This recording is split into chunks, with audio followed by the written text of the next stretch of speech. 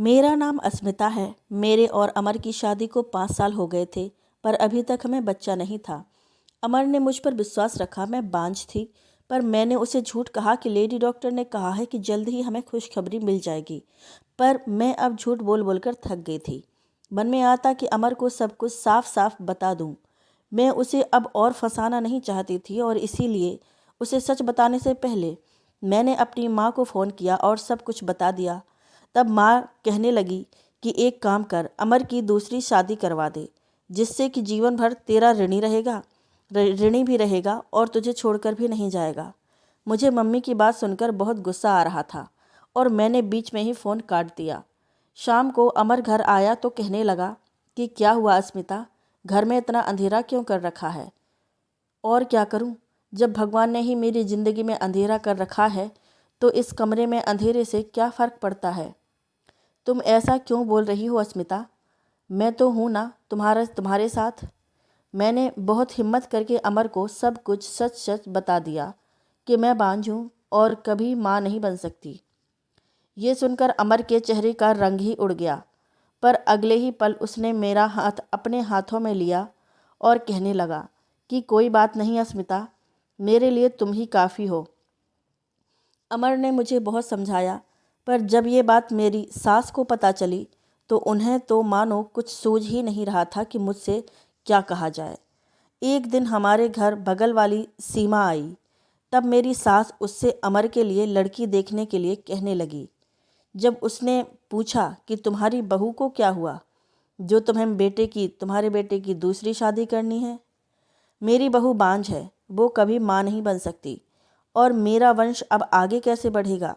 बस यही वजह है, इसलिए तुमसे लड़की देखने के लिए कह रही हूँ। मेरी सास की बातें सुनकर मेरा दिल बैठा जा रहा था। अमर जब घर आया तब मैंने उसे ये सब बता दिया। तब उसने मेरा हाथ पकड़ा और मुझे सास के सामने ले जाकर खड़ा कर दिया और कहने लगा कि माँ, मैं अस्मिता को छोड़कर कभी किसी और से शादी नहीं करूँगा और ना ही मैं इस बारे में कभी सोच सकता हूँ और आगे से मुझे इस विषय पर कोई चर्चा नहीं चाहिए। तब सास कहने लगी कि आज तक मैंने इस एक बांझ पत्नी का इतना अभिमान होने वाला ऐसा पति नहीं देखा, पर ये सारी बातें सुनकर मुझे अपनी किस्मत पर बहुत गर्व महसूस हो रहा था। मैं भगवान का शुक्र मना रही थी कि उन्होंने अमर जैसा पति मुझे दिया। रात में जब मैं अपने कमरे में जा रही थी तब जाते समय मुझे सास ने किसी से बात करने की आवाज़ आई। वो अपनी बेटी से अमर के लिए दूसरी लड़की देखने के लिए कह रही थी। ये सब सोच सोच कर मेरा दिल बैठा जा रहा था। कमरे में आकर मैंने अपनी माँ को फ़ोन लगाया और यहाँ की सारी बातें बताई। माँ पूछ रही थी कि मैंने काफ़ी दिनों से फ़ोन क्यों नहीं किया। उसे मेरी चिंता लग रही थी। मम्मी की बातें सुनकर मुझे रोना आ गया और मैं कहने लगी कि क्या करूँ माँ, रोऊँ नहीं तो क्या करूँ? यहाँ तो मेरे सिर पर हर वक्त तलवार टंगी हुई है। सास ने नंद और बगल वाली से अमर के लिए दूसरी लड़की देखने के लिए कहा है। माँ, अमर बहुत अच्छे हैं, वो मेरे लिए अपनी माँ से भी लड़ जाते हैं, पर ऐसा कब तक चलेगा? एक ना एक दिन तो उन्हें बच्चे की कमी खलेगी ही ना, फिर तो उन्हें दूसरी शादी करनी ही पड़ेगी। बेटा, मैं समझ सकती हूँ कि तुम पर क्या बीत रही होगी, इसीलिए मैंने तुमसे ही अमर के लिए लड़की देखने के लिए कहा। इतनी करोड़ों की संपत्ति के लिए एक तो वारिस चाहिए ही ना, और अगर तुम उसके लिए एक गरीब घर की लड़की देखती हो तो वो भी जीवन भर तुम्हारी ऋणी रहेगी और तुम्हें वो घर छोड़कर भी नहीं जाना पड़ेगा। और अगर उसे कोई बच्चा भी होता है तो तुम्हें भी उस घर में माँ का दर्जा मिल जाएगा। माँ से बात करके ये सारी बातें मेरे सिर में चल रही थीं, पर ये मेरी मजबूरी थी और मैं ये जानती थी कि अमर मुझसे बहुत प्यार करता था और उसका ये प्यार कभी कम नहीं होगा। बस इसीलिए मैं छुपा कर अमर के लिए लड़की देख रही थी। मैं एक गांव के सरपंच की बेटी थी। मेरे माता पिता, मेरा भाई मुझ पर जान छिड़कते थे। मैं दिखने में बहुत सुंदर थी, बस मुझे एक चीज़ की कमी खलती थी कि मेरे माता पिता ने मेरी शादी बचपन में ही तय कर दी थी। उसका नाम विनोद था। उसने स्कूल की शक्ल तक नहीं देखी थी और मैंने इंजीनियरिंग पूरी कर ली थी। हमारे गांव में एक लड़की का इतना पढ़ लेना बहुत बड़ी बात थी। विनोद बहुत ही विचित्र इंसान था। उसका व्यवहार उससे भी ज़्यादा अजीब था। उसे अच्छे बुरे तक की पहचान नहीं थी। गांव में करीब करीब सभी लड़कियों से उसका अफेयर था और जिस वजह से मैं उसका तिरस्कार करने लगी थी। इतना होने के बावजूद भी वो मुझसे प्यार होने का दावा करता। एक बार गांव के मेले से वो मेरे लिए चूड़ियाँ लेकर आया, जिन्हें मैंने उसके सामने ही तोड़ दी थी, जिस वजह से मैंने विनोद की आंखों में आंसू देखे। मुझे अपनी गलती का एहसास हुआ, पर अगले ही दिन मैंने देखा कि विनोद किसी लड़की के साथ घूम रहा था। मेरे मन में उस दिन उसके लिए जो कोई सहानुभूतिपूर्ण निर्माण हुई थी, वो ये देखने के बाद ना के बराबर हो गई। मैंने अपने माँ पापा से उस बारे में बात की तो कहने लगे कि कोई बात नहीं, समय के साथ साथ विनोद सुधर जाएगा।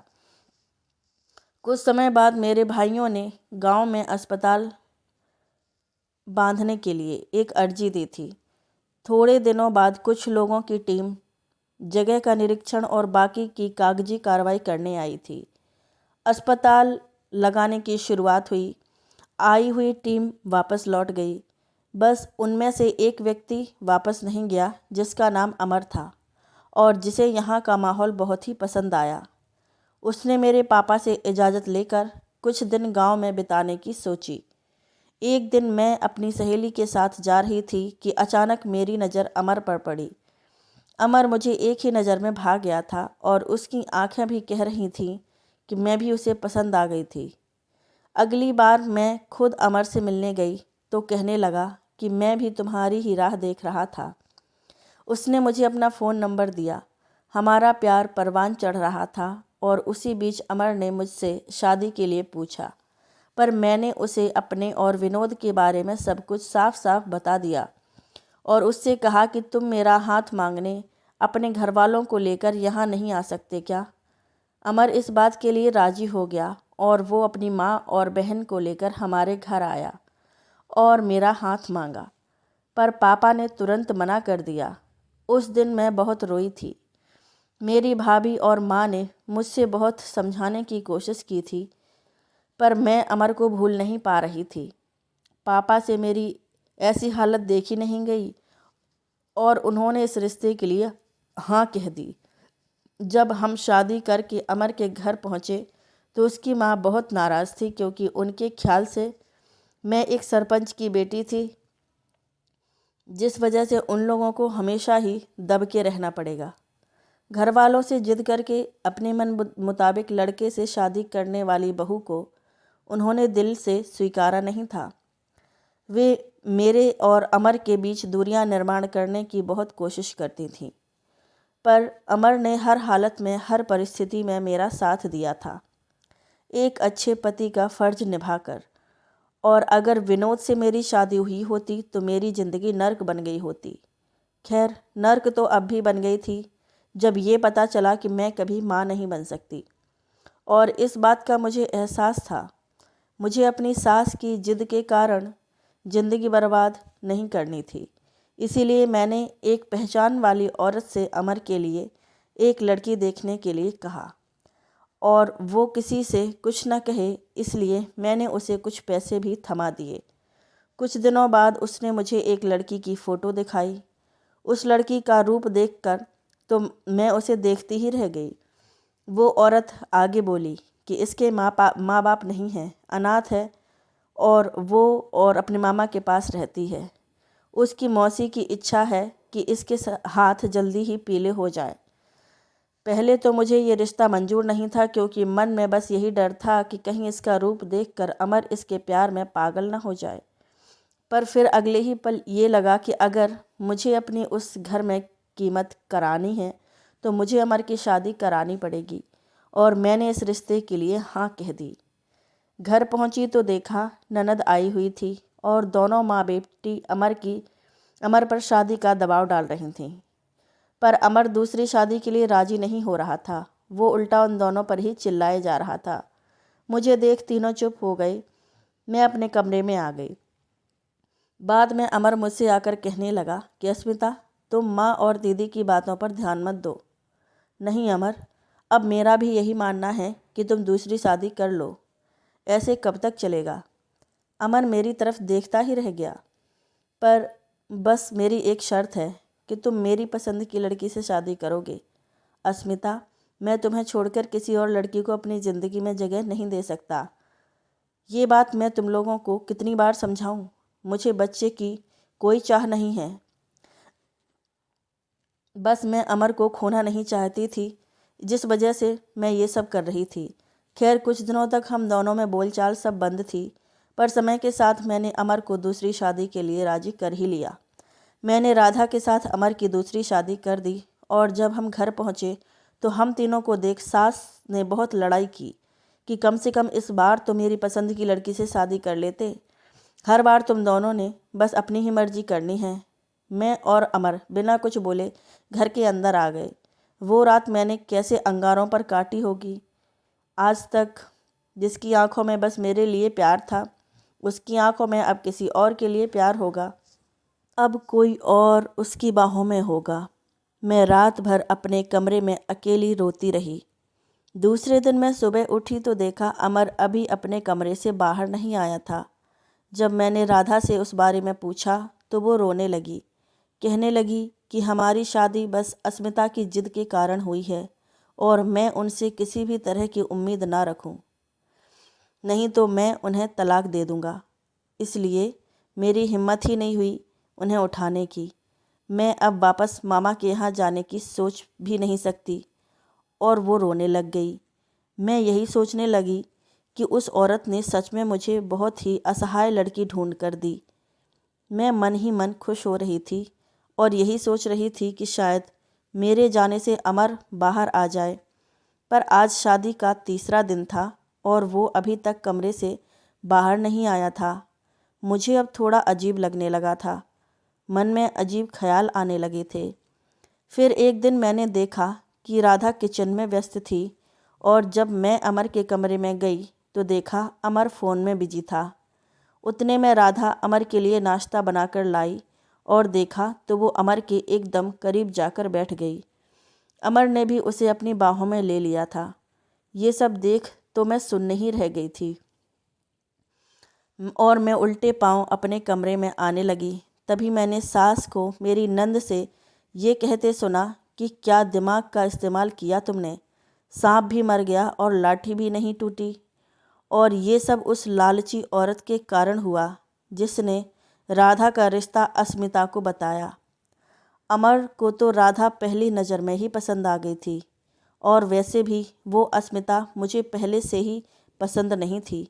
इसीलिए तो मैंने उसे इतनी गोलियां खिलाईं कि वो अब कभी मां नहीं बन सकती थी। ये सब सुन ऐसा लग रहा था कि मानो किसी ने मेरे कानों में गरम गरम तेल डाल दिया हो और मैं वहाँ से सीधे अपने कमरे में आ गई। कुछ दिनों बाद जब मैं ये सब अमर को बताने जा रही थी तो कमरे से अमर के बात करने की आवाज़ आ रही थी। वो राधा से बोल रहा था कि मैंने अस्मिता से शादी करके बहुत बड़ी गलती कर दी थी और जब हमारी शादी हुई तो उसका भाई आए दिन मुझे फ़ोन करके धमकाया करता था कि अगर मेरी बहन को कुछ भी तकलीफ़ हुई तो तुम्हारी खैर नहीं।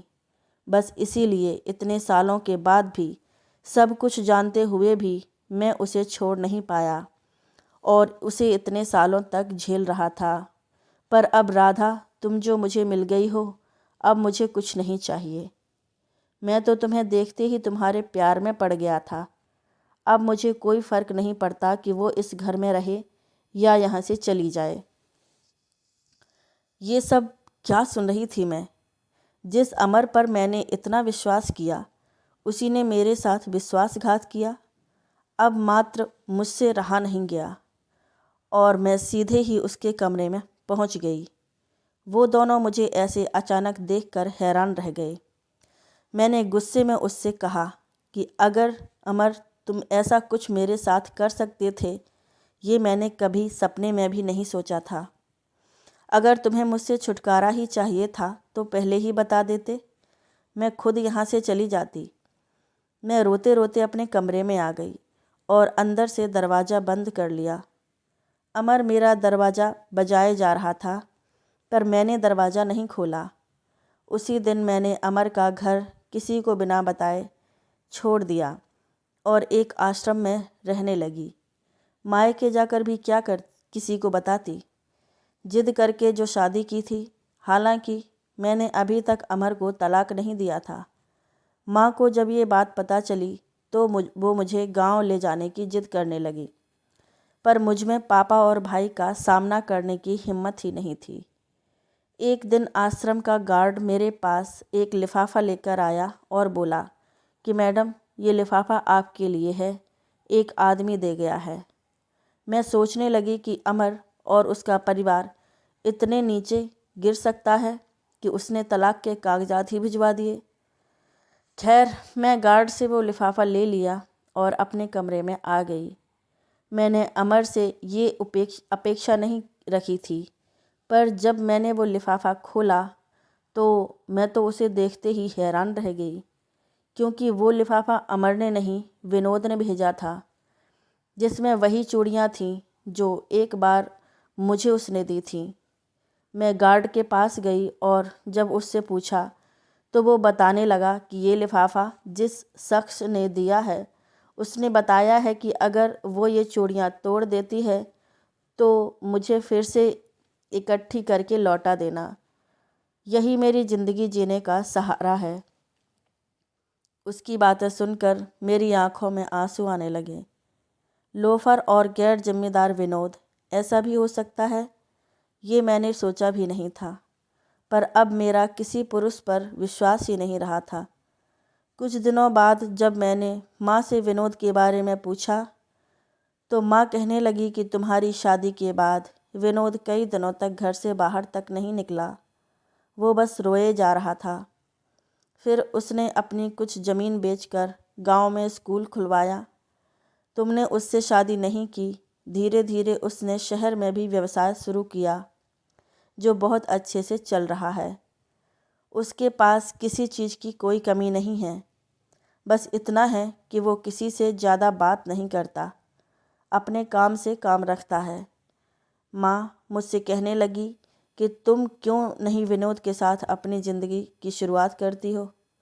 वो आज भी तुम्हारी राह देख रहा है। पर माँ, मैं अब कैसे उसके साथ शादी कर सकती हूँ? और ऊपर से मैं एक बांझ स्त्री हूँ। क्या वो मुझे अपनाएगा?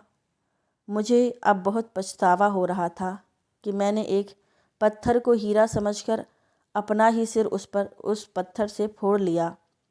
दूसरे दिन मैं और माँ विनोद के घर गए, जहाँ नौकर ने बताया कि वो घर में नहीं हैं, थोड़ी देर में आने वाले हैं। मैं फिर उसके कमरे में गई। इतना साफ सुथरा कमरा विनोद का तो हो ही नहीं सकता। फिर मेरी नज़र दीवार पर लटकी उस फ्रेम की तरफ गई जिसमें मेरी तोड़ी चूड़ियों से अस्मिता लिखा था। कितना प्यार करता था विनोद मुझसे और मैं। थोड़ी देर बाद एक व्यक्ति मेरे सामने आया जो एकदम ऑफिशियल लग रहा था, और वो था विनोद। उसे देख मैं अपनी भावनाएं रोक नहीं पाई और उसके गले लगकर रोने लगी। मैंने अपने किए की माफ़ी मांगी, क्योंकि शायद मैंने उसके साथ जो कुछ किया उसी की सज़ा मैं आज तक भुगत रही हूँ। घर वालों की मर्ज़ी के साथ मैंने और विनोद ने शादी कर ली। अमर और मेरा तलाक हो गया था। बाद में मुझे पता चला कि शादी के इतने सालों बाद भी अमर पिता नहीं बन पाया था, क्योंकि कमी उसी में थी और उसकी माँ को पैरालिसिस हो गया था, जो बिस्तर पर पड़ी रहती थी। एक दिन मार्केट में मुझे अमर मिला था। तब उसने मुझे ये सब कुछ बताया और मुझसे माफ़ी मांगने लगा। विनोद ने शहर में मुझे एक अच्छे डॉक्टर को दिखाया, जहाँ से मुझे माँ बनने की उम्मीद मिली। अब मैं और विनोद के साथ एक खुशहाल जीवन जी रही हूँ। तो आज की कहानी आपको कैसी लगी कमेंट करके ज़रूर बताएं। वीडियो को लाइक करें और चैनल को सब्सक्राइब करें। धन्यवाद।